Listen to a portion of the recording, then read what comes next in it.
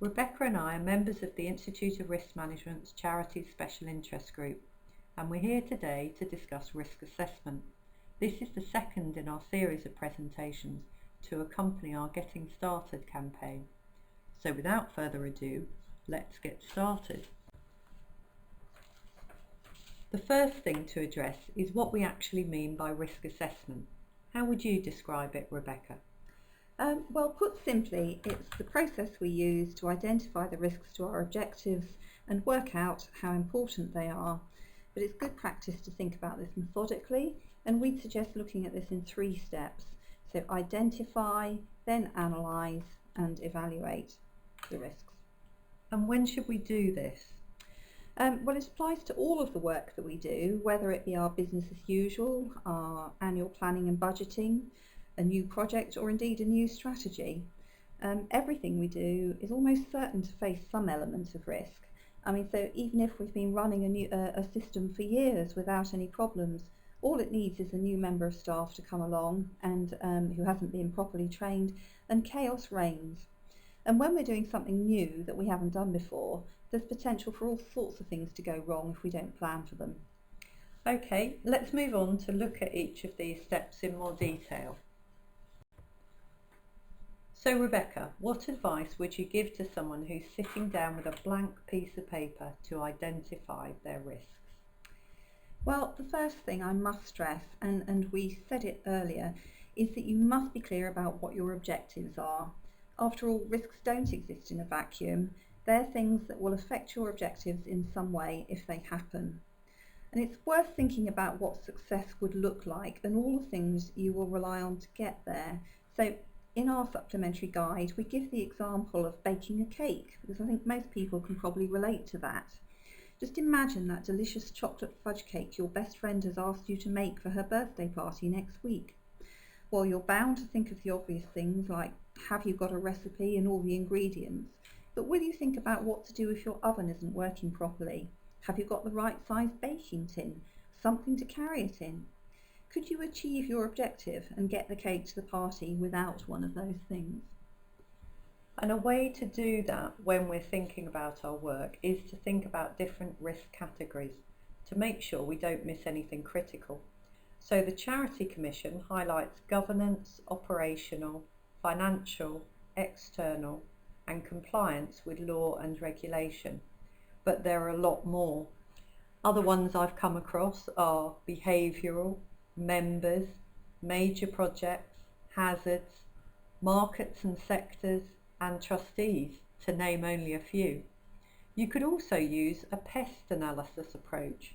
PEST stands for political, economic, social, and technological, and is simply a matrix approach to thinking about strategy.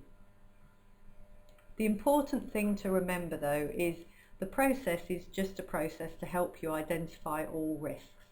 Don't waste time worrying about whether a risk falls into the operational or the financial category. The important thing is you've identified a risk and now you can decide what to do with it. That's a good point. And another way of making sure you don't miss anything is to involve other people, as they're bound to have different perspectives on the risk faced. The HR team will almost certainly be worried about very different things to the finance team, for example. And there are several ways of getting other people's input. You could hold a formal risk workshop, and sometimes it can help to have an external facilitator for this, although that's not essential. You can interview stakeholders, or you could even do an online survey. Think about what would work best in your organisation. It could well be a mix of all 3. And just to finish on this bit, once you've identified the risks, you'll need to record them somewhere. This will usually be a risk register, which we'll talk about more in a moment. So now we've identified all our risks, or those that would affect us now anyway. Remember, new risks may emerge as time goes on. So what's next? Well, now we need to look at these risks in more detail, analyse them, to decide what to do about them. Most of us don't have unlimited resources, and we need to think about which of the risks we've identified that we should focus on. So let's just have a look at a few risks and see if we think they're any different. So firstly, this is quite topical at the moment. This is a picture from West Africa, and if we believe what we read in the papers, there's a high likelihood of being infected with Ebola and potentially fatal consequences. So if we booked a holiday to Sierra Leone, we might want to think again. And this next one, again, this sign's telling us that we're at risk of death from rock falls. It doesn't tell us how likely this is to happen, but perhaps a walk along the beach with a group of disabled children also isn't such a good idea. Okay, this one's roadworks, so hopefully nothing dangerous there. The sign's basically telling us to be careful. It's the red triangle. We might be delayed, there might be men working in the road, we just need to drive carefully and allow a bit more time for our journey. This is a risk we should be able to take care of quite easily. So we've seen that some risks are clearly more serious than others. At least Rebecca and I are agreed on these three, but what about this one? Bungee jumping. Oh great, I'd love to have a go at that. Are you mad? Nothing on earth would persuade me to throw myself off a cliff, I can tell you. Well, actually, the risks involved in bungee jumping, I'm assured, are the same for both of us. It's actually pretty safe if you do it in a controlled fashion. But what's different here is that Rebecca and I have a different perception of the risks involved. And you'll find this in the workplace too. One person will think a particular risk is much more serious than another person. So what we need is a consistent method for evaluating risks. Let's move on to look at that now.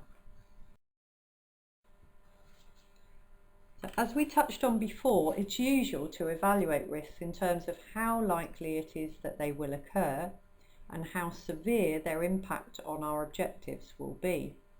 And there are various ways you can do this. Many organisations use a numerical scale. Some use 1 to 3, some use 1 to 5, and that's for both likelihood and impact. Or you can just use a simple high, medium or low scale. Do you have any thoughts on what works best, Rebecca? I think both have their merits and probably some downsides too. You need to think about your audience. And I found that most people just respond to the colour or the RAG rating of a risk and don't really differentiate between a risk scoring 16 or one scoring 25 if they're both red. And if that's the case, then a simple high, medium or low scale works just as well as a complicated numerical system. Now with a numerical scale, it's quite common to multiply the likelihood score by the impact score to give an overall score for the risk, and then categorise some scores as green, some as red and some as amber. Yes, but the trouble with that approach is that we're likely to treat all risks with the same overall score in the same way. So a risk scoring 4, for example, could be very unlikely to happen but have a significant impact if it did, or it could be almost sure to happen but with very little impact on objectives, or it could be unlikely to happen with fairly low impact, but on the face of it, they're all the same. So I guess that's why a lot of risk professionals, and indeed the Charity Commission, suggest that we use some weighting. Although this does of course make things a bit more complicated. We suggest you have a look at the Charity Commission guidance available on their website if you want to find out how to do this. And what's most important is use what works best for you. Yes, but there is a simple way to look at weighting too.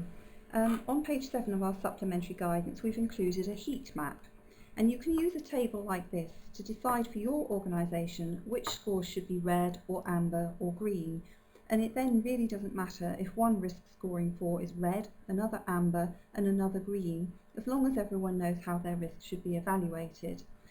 So this first one is fairly standard, where all of the risks that score the same are the same colour. But if we move on to the next one, you can see that we've got one risk that scores 10 is amber, and we've got this one up here is red. Now that's because as an organisation we've decided that risks that even if they're not terribly likely to happen, If they were going to have a major or catastrophic impact, then we really need to take more note of those and make sure that they have the visibility that they require. And in this final example, again, what we've decided here is that even if a risk is very remote in terms of likelihood, if it's got a major or a catastrophic impact, we think it should be read and have high visibility.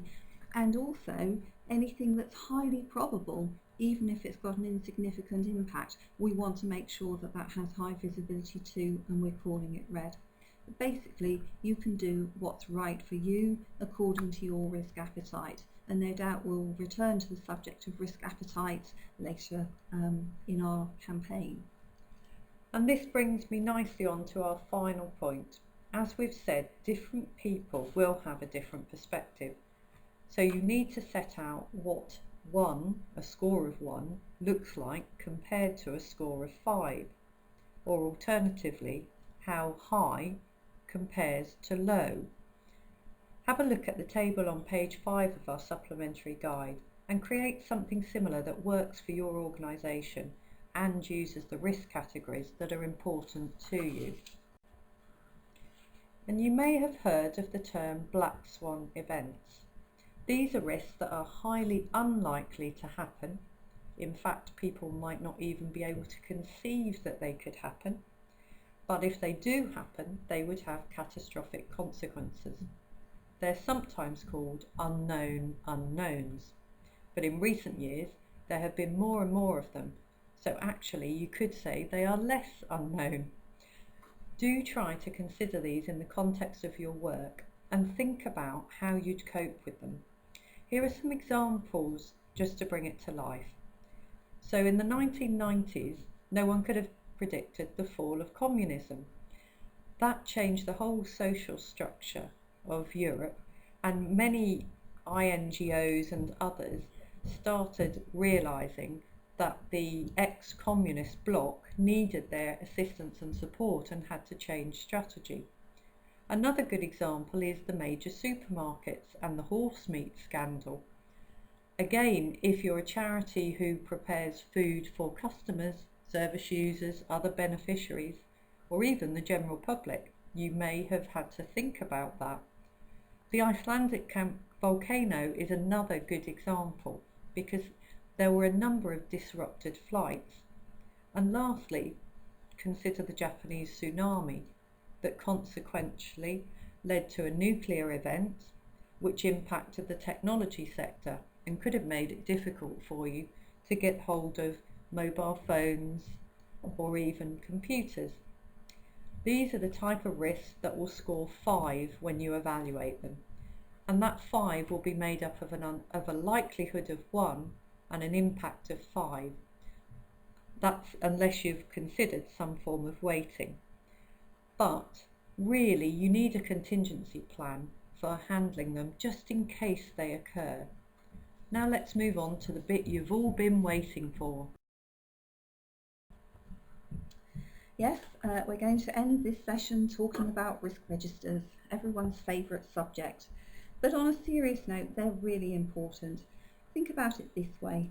I'm sure you all take minutes of meetings, at least the most important ones, and you don't bat an eyelid about having to do that. You just know it makes sense. Well, I see the risk register as being just like minutes. They form a record of your risk identification discussions, whether that be through workshop, through interviews, surveys.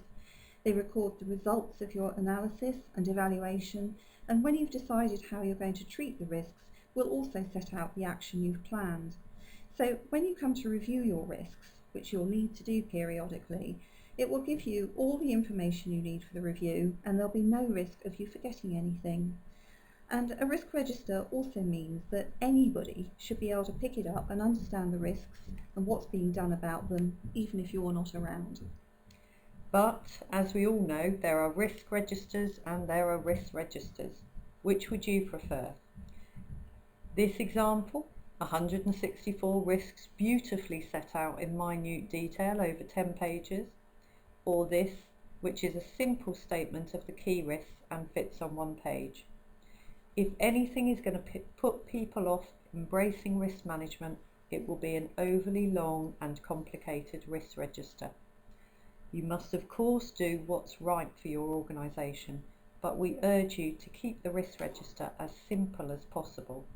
I completely agree. I think keep the number of risks to a minimum, focus on those that are really worrying you or keeping you awake at night. That way you're more likely to get management buy-in and see the risks managed, which after all is our aim. So that's all for today, but we'll be back soon with the next in our series of presentations. The next one will be on risk treatment and the importance of monitoring and reviewing your risks. Thank you for listening.